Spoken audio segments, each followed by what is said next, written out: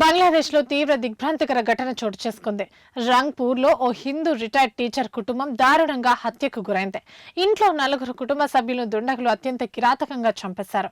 ఇంటి పైకప్పుపై డ్రగ్స్ తీసుకుంటున్న ముఠాను ప్రశ్నించినందుకు ఈ ఘాతకానికి ఒడిగట్టినట్టు బయటపడింది. బంగ్లాదేశ్లోని రంగ్పూర్ దాస్పారా ప్రాంతంలో నివాసముంటున్న రిటైర్డ్ ప్రభుత్వ ఉపాధ్యాయుడు గణపతి చక్రవర్తి, ఆయన భార్య ప్రీతిలత, కుమార్తె అగామి, కుమారుడు ప్రియం దారుణ హత్యకు గురయ్యారు. ఈ నెల 20న రాత్రి పక్క ఇంటి మిద్దెపై నుంచి గణపతి ఇంటి పైకప్పు మీదకు చేరుకున్న ముగ్ధు, సిద్ధార్థ్ అనే వరుసకు సోదరులైన ఇద్దరు వ్యక్తులు డ్రగ్స్ తీసుకుంటున్నారు. అలికిడి విని పైకి వెళ్లిన గణపతి చక్రవర్తి వారిని నిలదీయడంతో తమను ఎక్కడ గుర్తుపడతారోనన్న భయంతో ఆయన మెడకు టవల్ బిగించి చంపేశారు. శబ్దం విని పైకి వచ్చిన భార్య ప్రీతిలతను, ఆ తర్వాత ఘటనా స్థలానికి వచ్చిన ఇద్దరు పిల్లలను కూడా దుండగులు కనికరం లేకుండా హత్య చేశారు. ఈ నెల 22న ప్రీతిలత చెల్లెలు పూజ ఫోన్ చేయగా స్విచ్ ఆఫ్ రావడంతో అనుమానం వచ్చి పోలీసులకు సమాచారం అందించారు.